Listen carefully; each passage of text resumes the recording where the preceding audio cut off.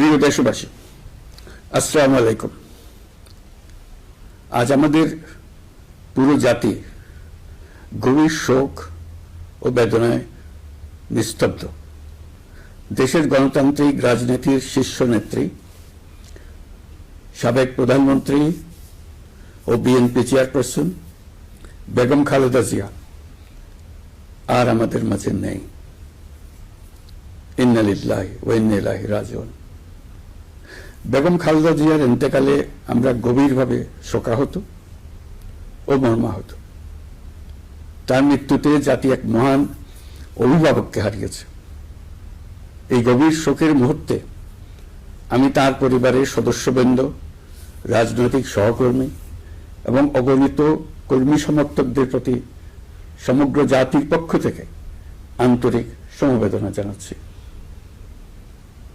মহান আল্লাহর কাছে আমার প্রার্থনা, তিনি যেন আমাদের সবাইকে এই গভীর শোক কাটিয়ে ওঠার শক্তি দান করেন। বেগম খালেদা জিয়া ছিলেন বাংলাদেশের রাজনীতিতে এক পরম মহিমান্বিত ব্যক্তিত্ব।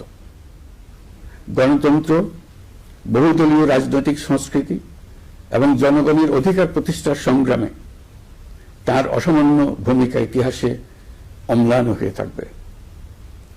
স্বৈরাচার ও ফেসিবাদের বিরুদ্ধে তার আপসহীন নেতৃত্ব বারবার জাতিকে গণতন্ত্রহীন পরিস্থিতি থেকে উত্তরণের পথ দেখিয়েছে এবং মুক্তির প্রেরণা জুগিয়েছে।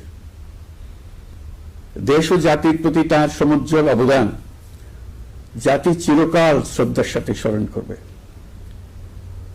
তার দীর্ঘ রাজনৈতিক যাত্রা, গণমুখী নেতৃত্ব এবং প্রিয় মাতৃভূমির স্বাধীনতা ও সার্বভৌমত্বকে সমুন্নত রাখতে তার অবিচল ভূমিকা অবিস্মরণীয় হয়ে থাকবে।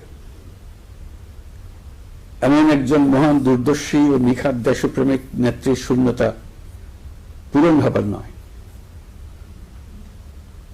প্রিয় দেশবাসী, এই শোকাবহ মুহূর্তে আপনাদের প্রতি আমার উদাত্ত আহ্বান, আসুন আমরা সবাই যার যার অবস্থান থেকে মহান আল্লাহর দরবারে বেগম খালেদা জিয়ার বিদেহী আত্মার মাগফিরাত কামনা করি।